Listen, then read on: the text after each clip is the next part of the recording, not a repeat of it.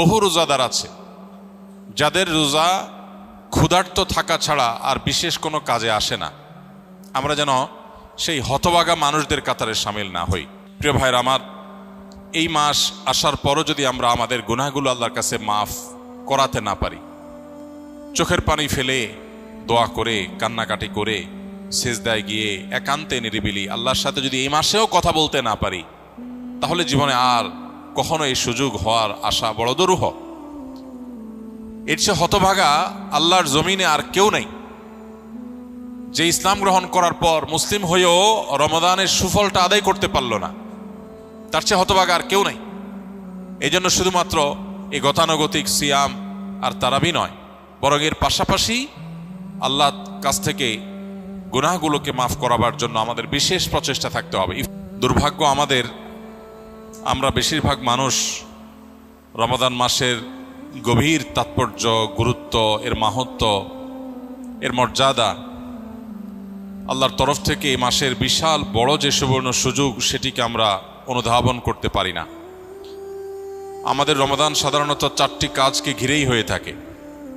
আমরা সচরাচর রমাদান মানে মনে করি বেশি থেকে বেশি দিনে রোজা রাখা, সিয়াম পালন করা, রাতে তারাবির সালাত আদায় করা, আর সন্ধ্যা ইফতার এবং ভোরে সাহারি করা।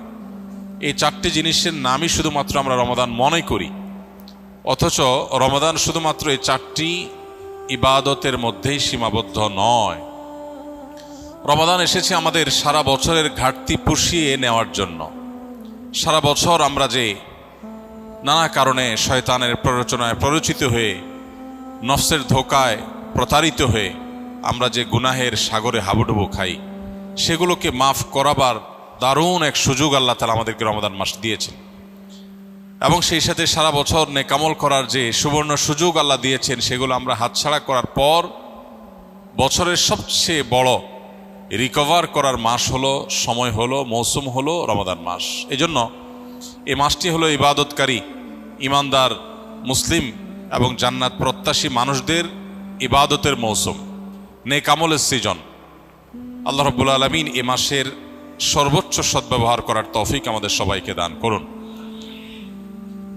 সম্মানিত ভাই সকল, এ মাসে আমাদের সবচেয়ে প্রধান এবং সবচেয়ে মূল যে কাজটি বিশেষ গুরুত্বের সাথে করা উচিত, সেটি হলো যথাযথভাবে সিয়াম পালন করা। কারণ এই মাসের প্রধান আমলটাই হলো সিয়াম বা রোজা। আর সিয়াম শব্দের অর্থ বিরত থাকা। অতএব আমাদেরকে এই মাস আল্লাহ রাব্বুল আলামিন সিয়াম পালন করার নির্দেশ দিয়ে মূলত বিরত থাকার অভ্যাস আমাদের গড়ে তুলবার সুযোগ দিয়েছেন। অতএব যথাযথভাবে সিয়াম পালন করার মানে হলো সিয়ামকে তার স্ট্রাকচারাল দিকটাকে খেয়াল করার পাশাপাশি তার ফিনিশিংয়ের দিকটাকেও খেয়াল করতে হবে। সিয়ামের বা রোজার বাহ্যিক স্ট্রাকচারাল দিকটা তো একেবারেই পরিষ্কার।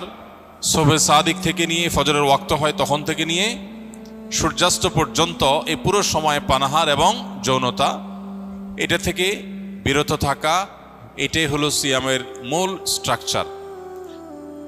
এটা ঠিক রাখার পাশাপাশি আমরা যখন সিয়ামকে অর্থবহ করার জন্য অন্য সব নিষিদ্ধ বিষয়গুলো থেকেও বিরত থাকবো, বেঁচে থাকবো, তখন ইনশাআল্লাহ সিয়াম আমাদের আরও বেশি কার্যকর, আরও বেশি যথাযথ, আরও বেশি আমাদের জন্য জান্নাত লাভের কারণ হবে, জাহান্নাম থেকে মুক্তির কারণ হবে ইনশাআল্লাহ বিইذনিল্লাহ। এই জন্য সিয়াম সাধনা করে এই পুরো মাস জুড়ে সকল প্রকার গুনাহ থেকে বেঁচে থাকা, এটা আমাদের অন্যতম একটা কর্তব্য। নবী করিম সাল্লাল্লাহু আলাইহি সাল্লাম বলেছেন, রুব্বা সাইমিন লাইসা লাহু মিন সিয়ামিহি ইল্লাল জু'। বহু রোজাদার আছে যাদের রোজা ক্ষুধার্ত থাকা ছাড়া আর বিশেষ কোনো কাজে আসে না। আমরা যেন সেই হতভাগা মানুষদের কাতারে সামিল না হই। আল্লাহ রাব্বুল আলামিন আমাদের সবাইকে সেই তৌফিক দান করুন। প্রিয় ভাইরা আমার, এজন্য মুখ দ্বারা গীবত, মিথ্যা, পরনিন্দা, ঝগড়া, যত রকমের নিষিদ্ধ কর্ম আছে সেগুলো থেকে বিরত থাকা, হাত দিয়ে, পাও দিয়ে, অন্য অঙ্গ প্রত্যঙ্গ দিয়ে সকল প্রকার গুনাহ থেকে বেঁচে থাকা, এটা হবে আমাদের রমাদানের অন্যতম একটা গুরুত্বপূর্ণ পদক্ষেপ। এটা যদি করতে পারি তাহলে রমাদান মাসের সিয়াম পালন সার্থক হবে, সফল হবে ইনশাআল্লাহ বিইذনিল্লাহ। আল্লাহ আমাদের সবাইকে সকল প্রকার গুনাহ থেকে বেঁচে থাকার তৌফিক দান করুন। সিয়ামের উদ্দেশ্য যে তাকওয়া অর্জন করা, সে তাকওয়া হাসিল হওয়ার জন্য, সে তাকওয়া অর্জন হওয়ার জন্য সকল প্রকার গুনাহের পথগুলো বন্ধ করা, এটা অত্যন্ত গুরুত্বপূর্ণ। গুনাহের পথগুলো যদি খোলা থাকে তাহলে এই সিয়াম অর্থবহ হবে না, এই সিয়াম যথাযথ হবে না, এই সিয়াম আমাদের জন্য কার্যকর হবে না। এই জন্য আমরা চেষ্টা করব সর্বোচ্চ সকল গুনাহ থেকে বেঁচে থাকার। রব্বে করিম আমাদের সবাইকে সেই তৌফিক দান করুন। প্রিয় ভাইরা আমার, এই মাস আসার পরও যদি আমরা আমাদের গুনাহগুলো আল্লাহর কাছে মাফ করাতে না পারি, চোখের পানি ফেলে দোয়া করে কান্নাকাটি করে সিজদায় গিয়ে একান্তে নিরিবিলি আল্লাহর সাথে যদি এই মাসেও কথা বলতে না পারি, তাহলে জীবনে আর কখনো এই সুযোগ হওয়ার আশা বড় দুরূহ। এর চেয়ে হতভাগা আল্লাহর জমিনে আর কেউ নেই, যে ইসলাম গ্রহণ করার পর মুসলিম হয়েও রমাদানের সুফলটা আদায় করতে পারল না। তার চেয়ে হতভাগা আর কেউ নেই। এই জন্য শুধুমাত্র এই গতানুগতিক সিয়াম আর তারাবি নয়, বরং এর পাশাপাশি আল্লাহর কাছ থেকে গুনাহগুলোকে মাফ করাবার জন্য আমাদের বিশেষ প্রচেষ্টা থাকতে হবে। ইফতারের আগে চোখের পানি ফেলে কায় মনোবাক্যে দুহাত তুলে প্রাণ উজাড় করে আল্লাহর কাছে আমরা দোয়া নিবেদন করব, এবং সাহরি খেতে উঠলে ভোর রাতে তখন দোয়ায় মনোনিবেশ করব। চলতে ফিরতে উঠতে বসতে আল্লাহকে স্মরণ করব। মোবাইলে সোশ্যাল মিডিয়াতে বিভিন্ন চোখের জেনা, কানের জেনা, বিভিন্ন রকমের যে গুনাহগুলো হয় সেগুলোর পথগুলো সব বন্ধ করব ইনশাআল্লাহ। তবে এই রমাদান আমাদের তাকওয়া হাসিলের কারণ, এই সিয়াম আমাদের তাকওয়া অর্জনের কারণ এবং আমাদের জীবনকে পরিবর্তনের কারণ হবে ইনশাআল্লাহ বিইذنিল্লাহ। আল্লাহ রাব্বুল আলামিন আমাদের সবাইকে এই রমাদানের সর্বোচ্চ সদ্ব্যবহার করার তৌফিক দান করুন। একজন মানুষ ইতিকাফে বসে মোবাইল চালানো, মসজিদের ভিতরে দ্বীন ইসলামের ক্লাস ও মসজিদের ভিতরে ইফতার পার্টিতে অংশগ্রহণ করতে পারবে কিনা, এবং কেউ কোনো কিছু জানতে চাইলে ইতিকাফরত ব্যক্তি উত্তর দিতে পারবে কিনা? উত্তর হলো যে ইতিকাফরত অবস্থায় একান্ত প্রয়োজনীয় কথা বলতে পারবে।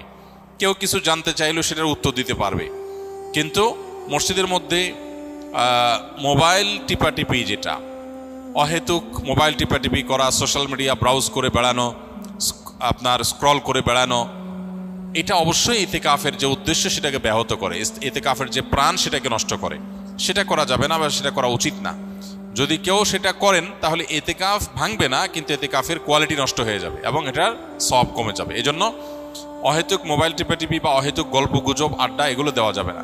তবে প্রয়োজনীয় কথা বলা যাবে, এবং মসজিদের মধ্যে দ্বীনি ইলমের ক্লাস অবশ্যই করা যাবে। মসজিদের মধ্যে ইফতারের কোনো প্রোগ্রাম হলে সেখানে অংশগ্রহণ করা যাবে, এগুলোতে কোনো অসুবিধা নেই।